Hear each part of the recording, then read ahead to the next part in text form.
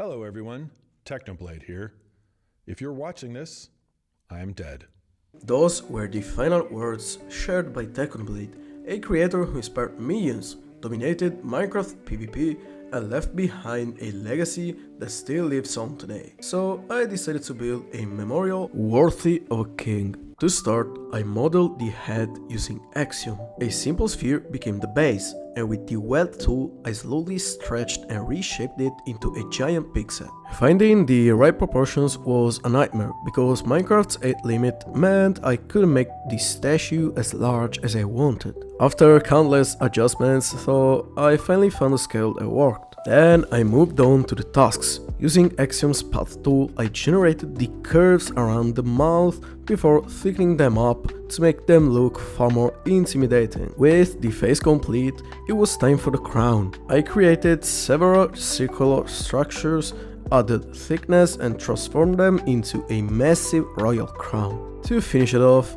I placed the gemstones that would later bring the entire build to life with colors. For the body, I started by creating a series of large rectangles using Axiom's shape tool. From there, I began sculpting some of the fur around the chest and neck to give the statue a more organic look. To establish the shoulders, I placed the few spheres that would act as the base shape before refining them further. With the main structure in place, I spent some time tweaking the torso using Axiom's different tools, constantly adjusting shapes and proportions until everything felt right. Once the basic anatomy was finished, it was finally time to move on to the chest plate. To create it, I once relied on spheres. In fact, I use spheres for clothing in most of my builds because they provide a great starter point for creating smooth and natural shapes.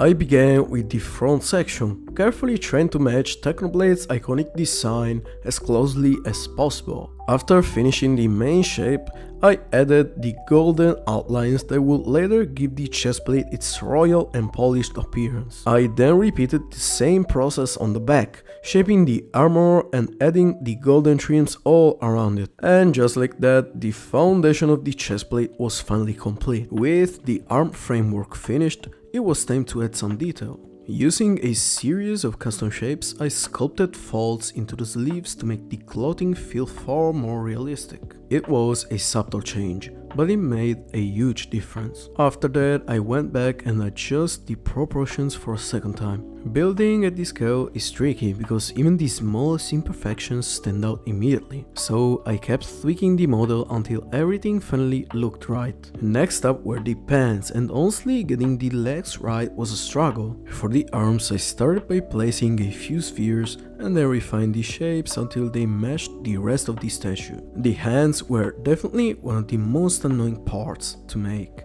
but after a lot of tweaking I managed to get them looking pretty decent. Next came this orb. For most of it I relied on simple rectangles created with Axiom's shape tool to build the main structure. The decorative ornaments were a bit more interesting. For those I used several word edit commands, mainly //spike. To create the shapes, I first switched to a multi-point selection using /cell convex, then generated spikes of different sizes until I got the exact ornament design I was looking for. Once everything was finished, I switched back to the standard selection mode with /cell cuboid. To give the statue's foot some support, I quickly created a simple rock terrain using word edit. It was a small detail, but it helped make the paws feel much more natural. And now came my favorite part, the coloring. I started by texturing the head using different shades of grey. Since this was meant to be a stone statue, I stuck to an entirely grayscale palette. For the shadowed areas, I used darker blocks, while brighter blocks were placed on the exposed surfaces to create a subtle lighting effect and give the statue much more depth and realism. For the fur on the chest, I used the same shading technique. For the jacket, I decided to keep things simple. Instead of manually texturing every section, I used as edits and applied color with the Edge Texture command, choosing a deep red palette that closely matched Technoblade's iconic outfit. This allowed me to quickly establish the base color while still maintaining a clean and consistent look across the entire piece. For the pants, it was quite a challenge.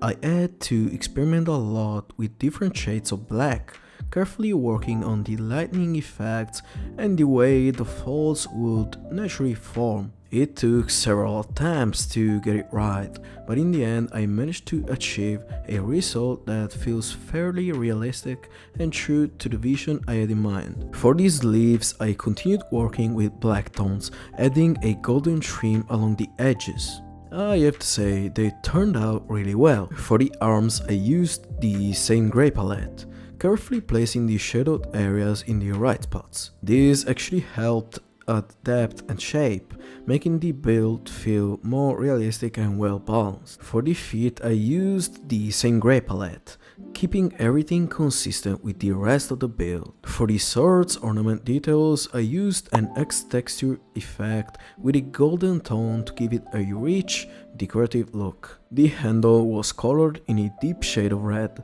adding contrast and balance to the design, while the blade was enhanced using an X texture command in a bright glowing blue. Overall, the result is quite satisfying, with a nice blend of colors that makes this sword stand out. For the crown, I really put in the effort. I worked on the gems as well, giving them a more realistic radiant look. I used Edge texture with a bright golden tone, carefully adjusting the lightning effects to make it shine naturally. I added a darker shade around each one to create contrast, which makes them stand out even more and draws attention to them above everything else. Well, what can I say? The build is finally complete. I'll leave you with a short cinematic view of the build. Thank you for watching.